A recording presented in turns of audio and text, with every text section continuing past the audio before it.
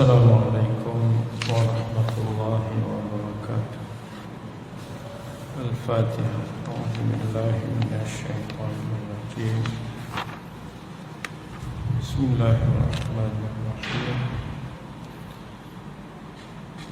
الحمد لله رب العالمين الرحمن الرحيم مالك يوم الدين إياك نعبد وإياك نستعين اهدنا الصراط المستقيم صراط الذين أنعمت عليهم غير المغضوب عليهم ولا الضالين.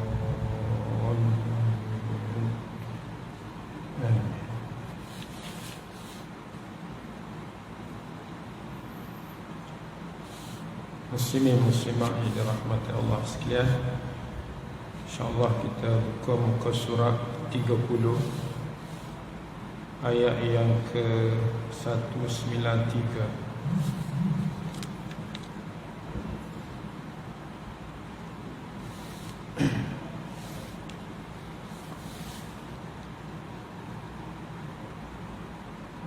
Surah Al-Baqarah muka surat 30 ayat 193. Pertama kita baca, kemudian kita belajar bahasa, kita doa sedikit dan belajar bahasa Al-Quran, dan kita tadabbur ayatnya, kemudian kita cari jalan untuk ikut ataupun amal terhadap perintah Allah Subhanahu wa taala.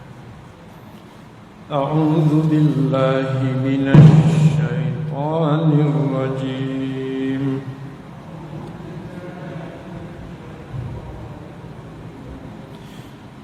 Bismillahirrahmanirrahim.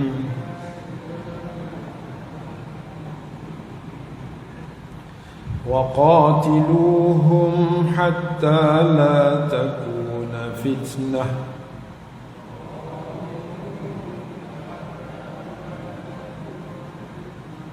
ويكون الدين لله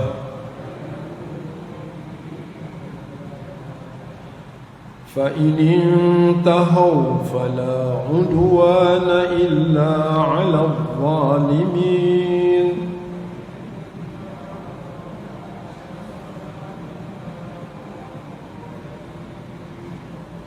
الشهر الحرام بالشهر الحرام والحرمات قصاص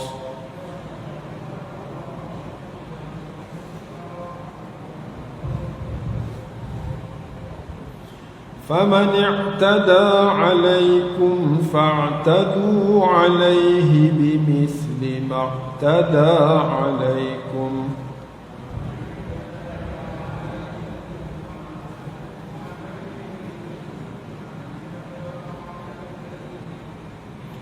واتقوا الله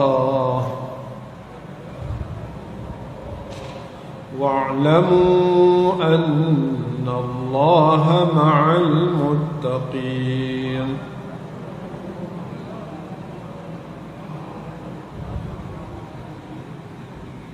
وأنفقوا في سبيل الله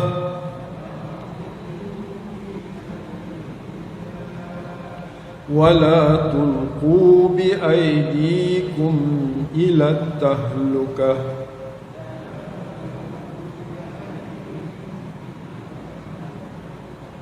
وأحسنوا إن الله يحب المحسنين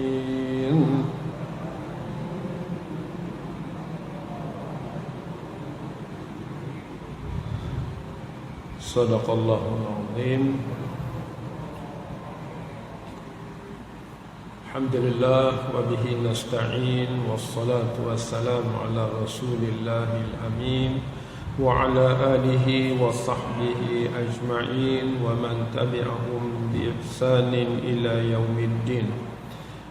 اللهم ربنا اشرح لنا صدورنا. Ya Allah, ya Tuhan kami, lapangkanlah dada kami sekalian. Wa yassir lana umurana, mudahkanlah segala urusan kami. waj'alna minal ladzina yastami'una al-qawla fayattabi'una ahsanah, dan jadikanlah kami ini orang-orang yang sentiasa mendengar, mempelajari ayat-ayat-Mu, kemudian mengambil apa-apa yang terbaik daripada pengajian ini. Allahumma ij'alna min ahlil Qur'an, ahlullah wa khassatuh. Ya Allah, jadikanlah kami ini orang yang ahli dalam Al-Quran. Mereka itulah ahli Allah dan orang khas Allah. Allahumma rzuqna as-sakinah wal-rahmah wa du'a al-malaika wa dhikrallahi fi man indah. Ya Allah, ya Tuhan kami, kurniakanlah kepada kami dalam majlis ini tenang hati kami, sempurnakanlah rahmat-Mu ke atas kami, sertakanlah bersama kami para malaikat mendoa dan mengaminkan doa-doa kami. Juga ingatan-Mu ya Allah kepada kami sentiasa, khususnya dalam majlis-majlis-Mu bersama para malaikat. Allahumma shfi mardana wa mardal muslimin. Ya Allah, Engkau sembuhkanlah siapa jua yang udur sakit yang ada dalam majlis ini, khususnya keluarga kami serta muslimin muslimat seluruhnya. Allahumma hab lana hukma wa alhiqna bis salihin. Ya Allah, anugerahkanlah kepada kami hikmah. Wa man yu'tal hikmata faqad utiya khairan katsira. Barang siapa yang Engkau anugerahkan kepadanya hikmah, pasti ia akan mendapat kebaikan-kebaikan yang banyak. Juga Engkau masukkanlah kami semua ini di kalangan hamba-hamba-Mu yang salih. Amin ya rabbal alamin. Waqatiluhum, ayat 193. Waqatiluhum, dan perangilah mereka. Perangilah ni perintah Allah kepada orang-orang yang beriman, khususnya Nabi serta para sahabat. Qatilu makna perangilah, hum mereka. Mereka tu orang-orang kafir yang memerangi Nabi dan juga para sahabat. Hatta sehingga la takunu, tidak ada lagi, la takun tidak ada lagi, fitnatun, fitnah. Fitnah ni dengan makna syirkun, syirik. Masa Nabi SAW, zaman Nabi, Nabi diperintah untuk memerangi kaum yang syirik pada Allah SWT di kalangan orang-orang Arab. Nabi diminta untuk perangi mereka sehingga tidak ada fitnah. Syirik ini adalah satu fitnah besar kepada kehidupan. Apa erti fitnah? Fitnah ialah meletakkan Allah di sampingnya kuasa lain, kekuatan lain, Tuhan lain yang setara dengannya ataupun yang disembah seperti mana menyembah Allah Subhanahu Wa Taala. Syirk lah, syirk. Ada. Itu dikatakan fitnah. Satu fitnah besar yang berlaku. Jadi kalau tidak ada syirik, ada apa? Wa yakunad din. Makna yakuna ni makna hatta yakuna. Kita ambil hatta tu. La takuna fitnah hatta la takuna. Berperang sehingga tidak ada syirik. Dan yang ada apa dia? Wa yakunad dinu, dan akan ada sahaja agama itu lillah. Agama lillah. Mana agama Islam. Agama Islam. Semua ad-din itu lillah, kepada Allah. Tuan-tuan, perkataan ad-din di sini kita kalau nak terjemah ialah kehidupan, cara hidup. Cara hidup semata-mata kerana Allah ataupun untuk Allah. Jadi untuk Allah ni, agama yang cara hidupnya untuk Allah adalah agama Islam. Kan? Agama Islam sahaja. Okey. Kata ulama, tak boleh kalau ada agama lain dalam masyarakat. Dia kata bila dalam masyarakat itu agama Islam dah ke depan, yang lain itu kita dakwah dia tak ikut juga tak apalah, sebab Islam duduk depan. Tapi kalau Islam ni mengikut agama lain tak boleh. Dia gitu. Maknanya ad-dinu al-islami al-zahir, dia kata. Agama Islam itu ke depan. Adapun agama-agama lain yang ada dalam masyarakat itu menjadi, orang kata, kecil, menjadi kecil dan tidak menjadi dominan. Jadi macam di negara kita lah, Islam agama rasmi, Islam agama yang dizahirkan. Adapun agama-agama lain yang tidak benar itu wujud, kita kena dakwah dia lah semampu kita, dan kita kena sampaikan Islam tentang cara hidup. Cara hidup yang sebenar iaitu Islam, yang mana cara hidup Islam itu tiada syirik, semata-mata taat kepada Allah Subhanahu Wa Taala, tak ada melalui perantaraan berhala dan seumpamanya lah. Jadi agama-agama lain hari ini dia sembah lain daripada Allah, itulah syirik. Okey. Fa in intahau ni makna mereka berhenti. Maka jikalau, dua kalimah tu, fa maka in, jika, intahau mereka berhentilah. Berhenti daripada apa? Berhenti daripada syirik. Dia tinggal dah syirik kepada Allah Subhanahu Wa Taala, dia ikut agama Islam. Maka pada waktu itu fala udwana, tidak ada lagi permusuhan antara orang Islam dengan orang bukan Islam ataupun orang yang syirik. Tak ada permusuhan bila berhenti. Illa ala zalimin, kecuali ke atas orang yang zalim. Ada dua zalim di sini. Zalim mungkin bagi pihak orang yang Islam, bila orang bukan Islam dah berhenti nak masuk Islam, kena berhenti, tak boleh dah, sebab tak ada permusuhan dah. Kalau dia perangi lagi di atas sebab-sebab hawa nafsu, maka dia itu dianggap zalim. Dan bila dia zalim, dia tidak lagi dibantu oleh Allah Subhanahu Wa Taala. Nah, kalau kita buat kerja, sesuatu kerja, kita gunalah kedudukan kita ni untuk menegakkan keadilan. Bila dah keadilan itu berlaku, walaupun kita suatu ketika ni bermusuh antara satu sama lain, bila mereka dah kembali kepada agama Islam, tak kira apa sebab pun, kita kena berhenti dah permusuhan. Tak ada lagi nilai orang kata, dia dulu jahat, sekarang ni tak boleh harap lagi. Tak boleh dah. Kena fa'in tahau fala tu jawab. Fala udwan, tidak ada lagi permusuhan. Makna kalau tak ada permusuhan, ada apa? Ada persahabatan, ada kesatuan. Illa ala zalimin, kecuali di kalangan mereka itu ada orang zalim. Al-zalim ini orang zalim. Tak kira lah pihak A ke pihak B zalim, kita kena tegakkan ataupun kita kena bantu orang yang zalim itu supaya dia tidak zalim lagi. Itu satu kaedah umum yang diberitahu oleh Allah Subhanahu Wa Taala. Allah tak disentuh ni.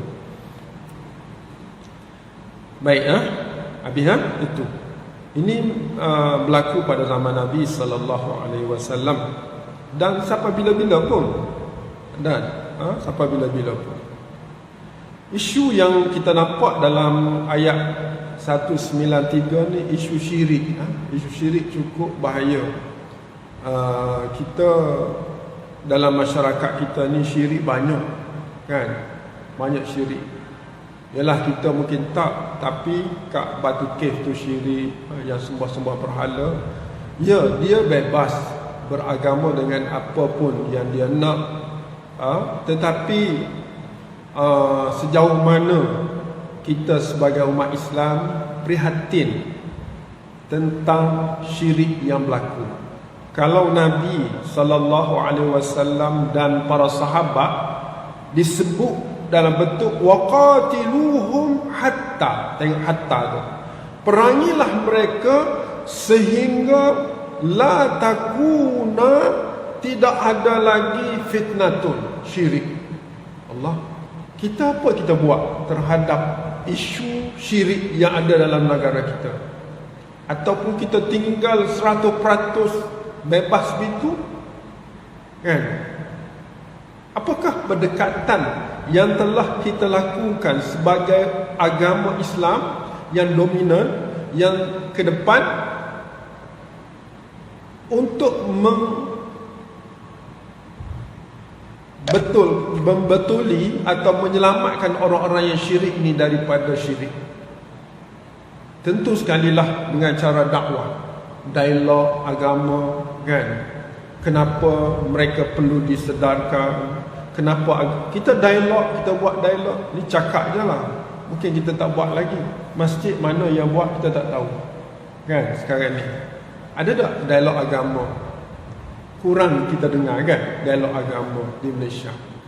Jadi kalau kita tengok pada ayat ni, hatta la takuna fitnah, sehingga tidak ada syirik lagi, wa yakuna ad-din lillah, dan agama yang satu-satunya agama Islam. Jadi kalau dulu qatilu, perangi, dalam bentuk Nabi halang hancurkan berhala-berhala di Mekah, kemudian Nabi terpaksa berhijrah ke Madinah demi untuk menyelamatkan diri daripada syirik, dan kembali balik ke Mekah, menakluki Mekah pada tahun 8 Hijrah semata-mata untuk nak buang syirik. Bila tak ada syirik, orang-orang yang suatu ketika bermusuh dengan Nabi, dia kembali kepada Islam seperti Abu Sufyan dan lain-lain lagi. Nabi tak bermusuh dah lepas pada tu. Walaupun Abu Sufyan musuh ketat pada zaman Nabi duduk ke Madinah, kan, musuh ketat. Tapi bila dah tak ada, dah Abu Sufyan masuk Islam, tak ada dah musuh. Kita ini macam mana? Orang politik tentu tak kembali pada pangkal jalan, pada agama Islam, nak tegak kebenaran. Kita musuh lagi ke? Tak ada dah musuhnya. Gitu contoh. Nabi gitu. Jadi ada dua isu lah yang kita nampak di sini. Sejauh mana orang Islam, kerajaan kita, diri kita, masyarakat Islam menawarkan, berusaha untuk mengeluarkan syirik, orang-orang yang syirik ini kepada kebenaran, supaya agama Islam ini dilihat ke depan. Ataupun Islam hanya dijadikan agama rasmi tanpa usaha untuk membawa mereka yang syirik kepada Islam. Ini benda yang saya rasalah, tak rasalah, tengok kepada ayat ni, macam kita ni sedikit kecuaian lah. Cuailah. Mungkin masjid ni buat, masjid lain tak buat, kan? Usaha jiran-jiran kita yang syirik kepada Allah ni, usaha nak bawa dia supaya tidak syirik. Nabi SAW antara sifat dia rahim, bil mu'minina raufur rahim. Itu orang mukmin. Ada satu lagi sifat dia, dia tak ditengok orang syirik kepada Allah SWT. Laqad ja'akum rasulun min anfusikum azizun anittum, azizun alaihi ma anittum. Ada ulama mengatakan Nabi ni rasa takut, rasa sedih sangat terhadap apa yang kamu hadapi. Antara yang disebut, yang dihadapi oleh masyarakat ialah orang itu syirik pada Allah SWT. Harisun alaikum. Lalu Nabi itu begitu bersungguh-sungguh untuk membawa mereka dari syirik kepada Islam. Kita sejauh mana? Itu yang kita kata sifat Nabi, dan sejauh mana kita telah berusaha kepada kawan-kawan kita yang belum Islam dan mereka terlibat dengan sembah-sembah sembahan yang bukan kepada Allah SWT. Itulah perkara yang kita perlu fikir sama-sama, dan mungkin masjid boleh buat meeting khas mengenai sejauh mana program memartabatkan agama Islam secara zahir. Ialah di Malaysia ni nampak Islam zahir dah, cuma bagaimana orang-orang yang syirik itu untuk kita bantu mereka. Habis itu ayat 194, Asy-Syahrul Haram, bulan haram, Bisyahril Haram, dengan bulan haram, itu habis ayat tu. Asy-Syahrul Haram, bulan haram, dengan bulan haram.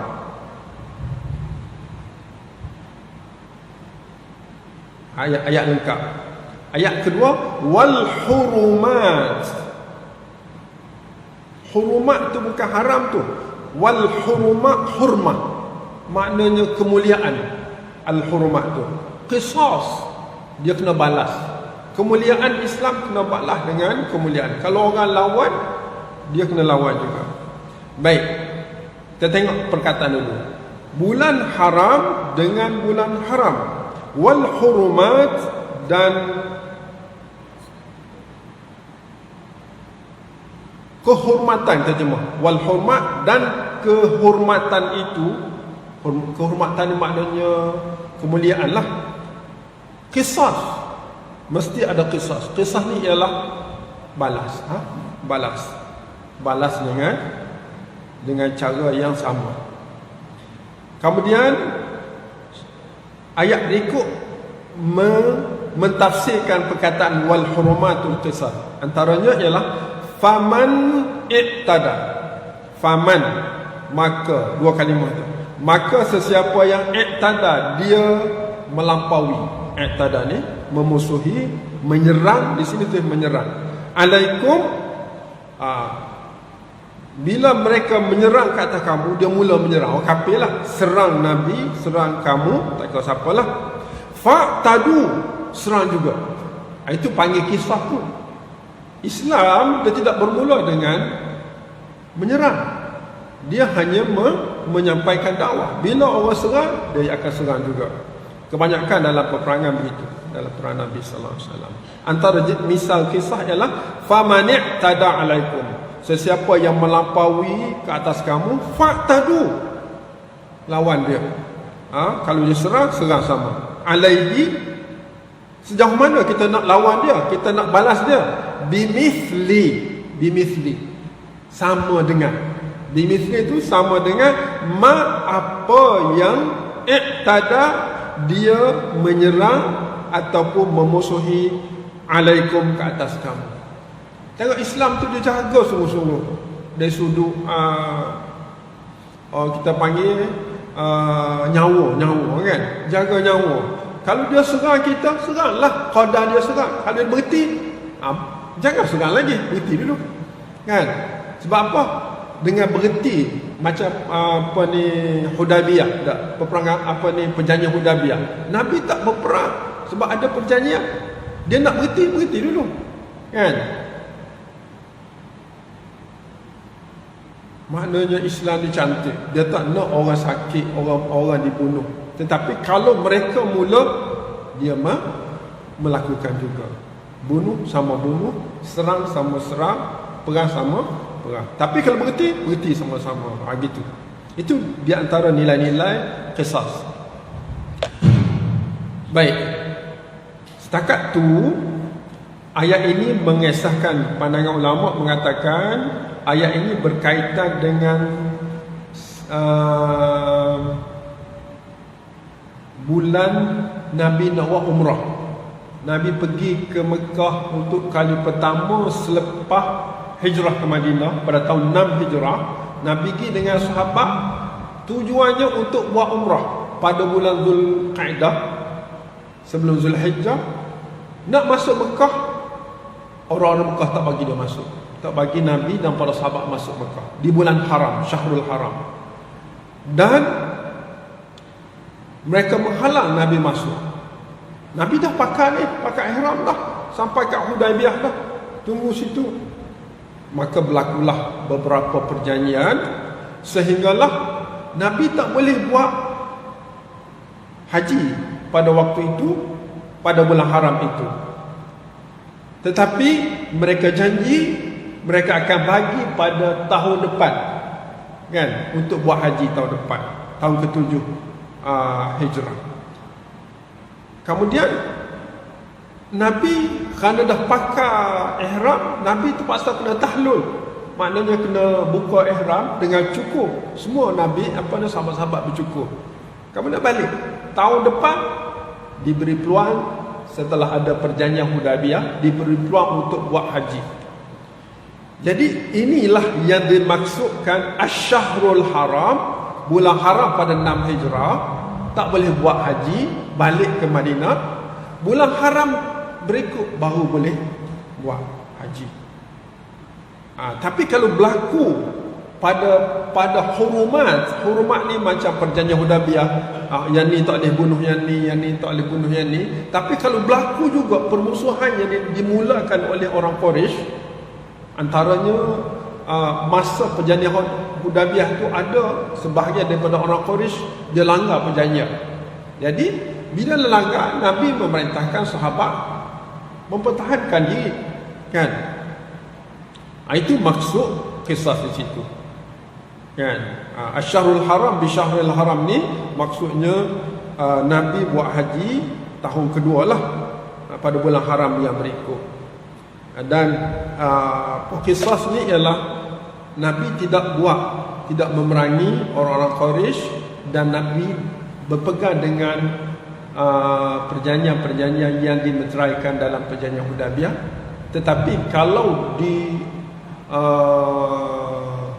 cabut oleh orang Quraisy, Nabi akan mempertahankan. Itu yang dikatakan qisas di sini. Habis situ. Faman ihtada alaikum fa'tadu alaihi bimithli ma ihtada alaikum tu, dia seolah-olah membawa contoh kepada wal hurmatu qisas.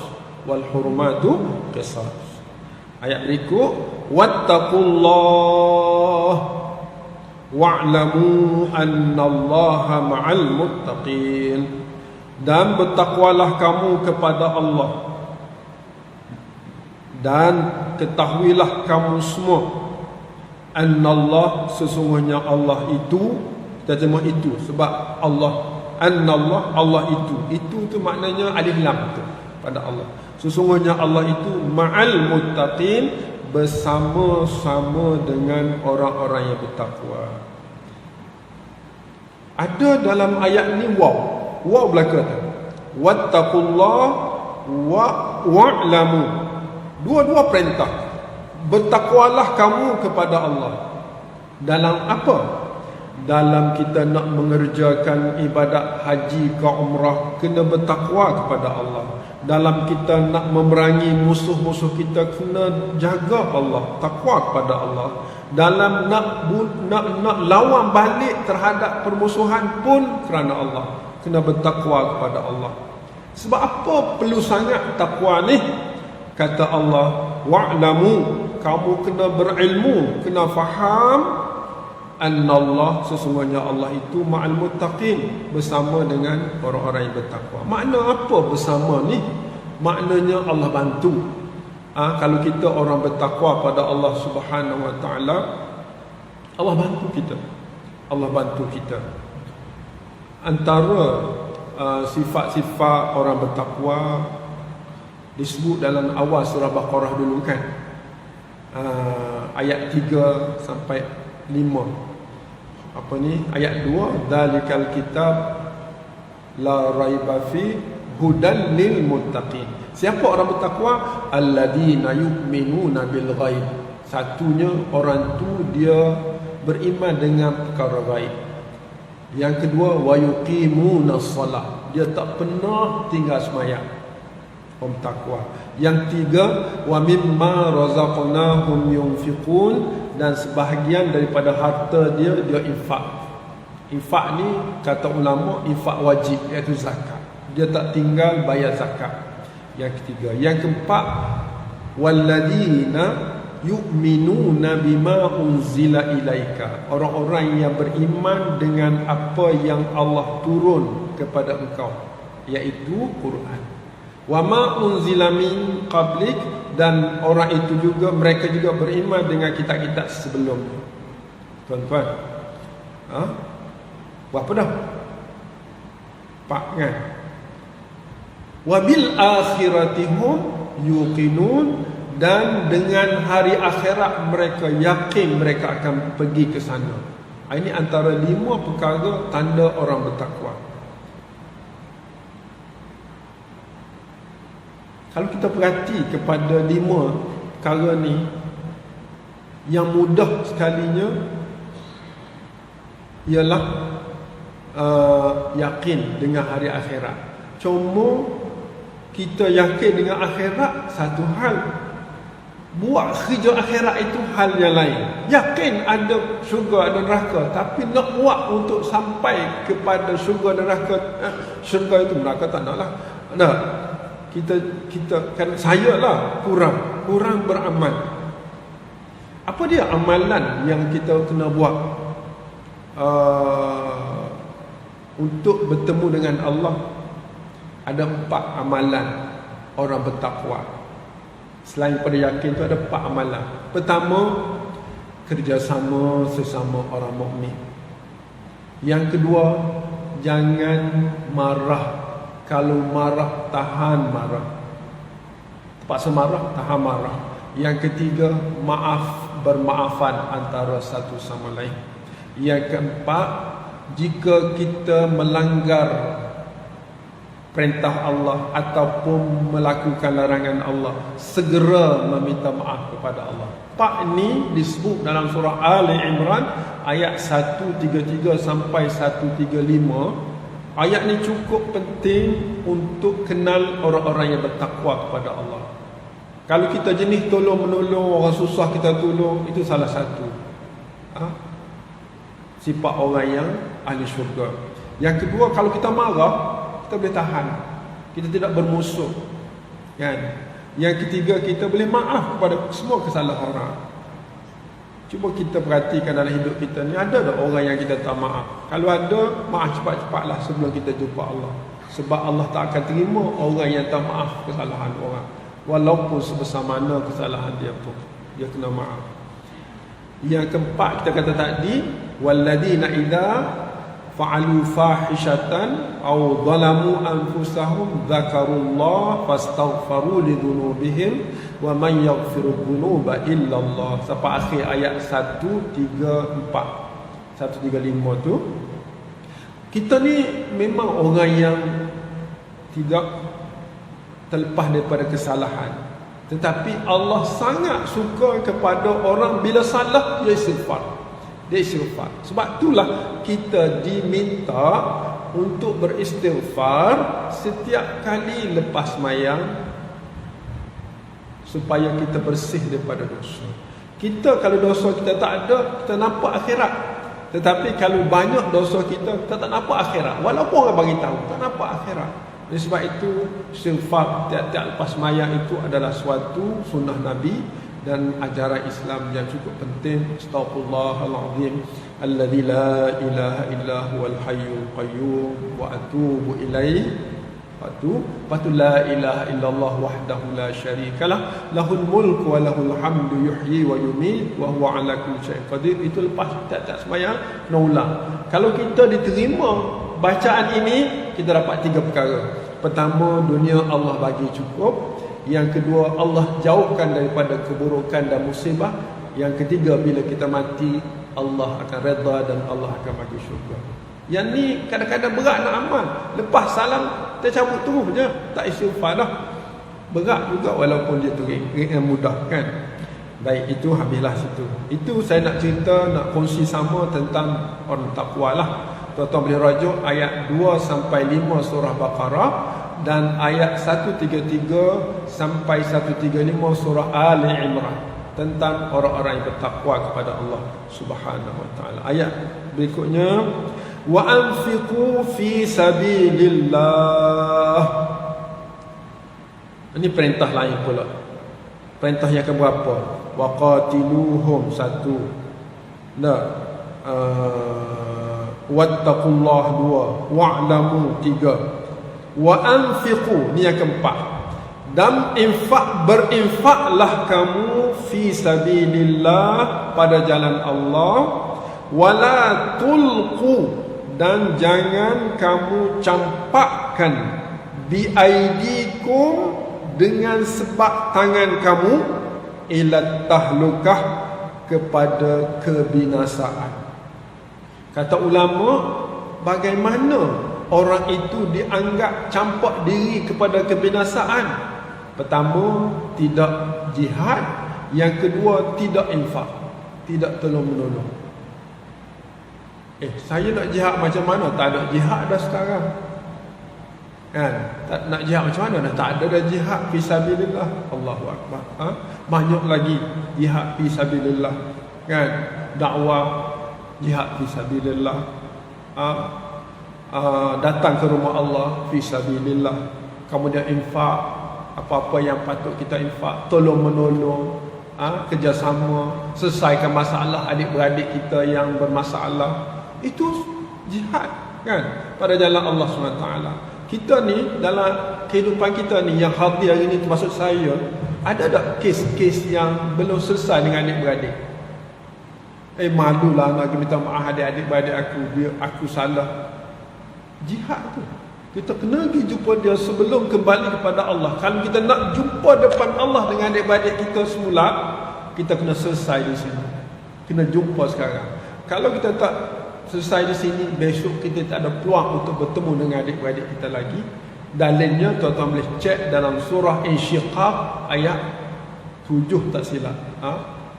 Fa amma man utiya kitabahu bi yaminihi fasawfa yuhasabu hisaban yasira wa yanqalibu, ayat ni, wa yanqalibu ila ahlihi masrura. Setiap kita akan jumpa dengan adik-beradik kita, keluarga kita semula bila kita kembali pada Allah. Takut tidak ada peluang ini disebabkan kita duduk berdendam dalam isu-isu harta, isu-isu apa-apalah.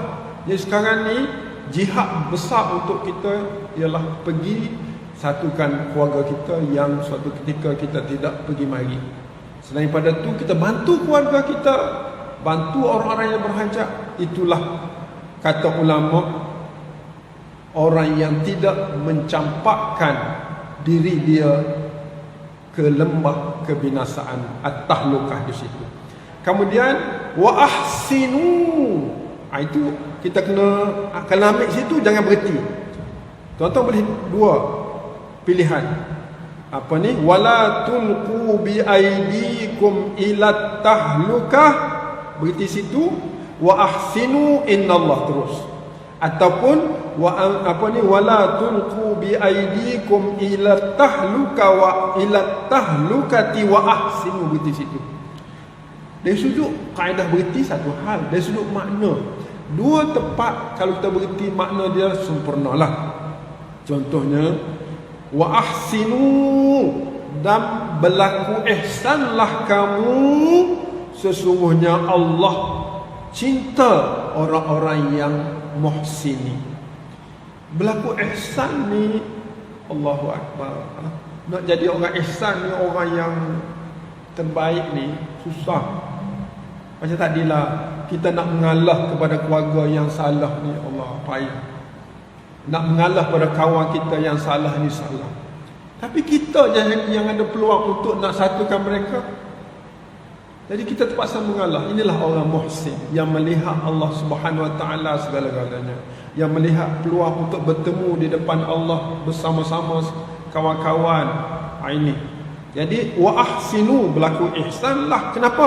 Innallaha yuhibbul muhsinin. Allah suka orang yang muhsin. Muhsin ni darjat yang keempat. Pertama Muslim, yang kedua mukmin, yang ketiga muttaqin, yang keempat muhsin. Yang kelima musyfiqin. Yang musyfiqin ni hebat sangat. Kalau dapat ni pun dah alhamdulillah.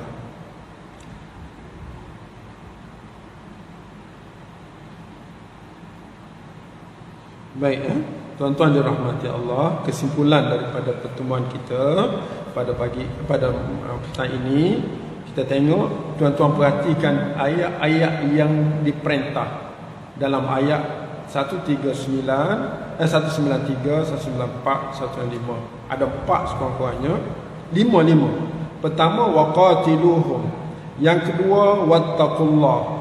Yang ketiga, wa'lamu.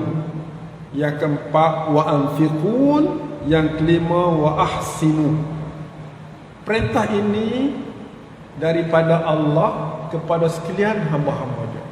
Seolah-olah ayat ini bercakap dengan setiap hamba-hamba Allah yang ada di muka bumi ini, khususnya pada zaman Nabi dan umumnya sampai kepada hari kiamat. Okay. Yang kedua, isu sabar yang dibangkitkan oleh Allah dalam ayat 194, di mana Nabi dah siap sedia untuk buat umrah ataupun umrah kan, haji dan umrah dan haji pada tahun 6 Hijrah, tapi dihalang oleh musuh. Nabi tak perang, Nabi sanggup tahlul tanpa haji demi kesatuan umat. Itu nilai-nilai yang ada dalam Islam. Dan yang ketiga ialah qisas. Kisah ni ialah Nabi Islam tidak mula, tetapi Islam membalas sekadar orang yang melaksana ataupun melawan orang-orang yang berjuang atau orang-orang yang menyampaikan dakwah pada jalan Allah Subhanahu Wa Taala. Yang terakhir sekali, orang yang tidak infak pada jalan Allah sebenarnya orang yang membinasakan sendiri-sendiri. Jadi infak itu umumlah, sama ada infak kepakaran, infak harta, infak masa dan seumpamanya. Moga-moga kita termasuk di dalam orang-orang yang Allah sayangi, iaitu orang-orang muhsinin. Wallahu a'lam. Subhanakallahumma wa bihamdika asyhadu an la ilaha illa anta astaghfiruka wa atubu ilaik. Wal 'asr innal insana lafi khusr illa alladhina amanu wa 'amilus solihat wa tawassaw bil haqq wa tawassaw bis sabr.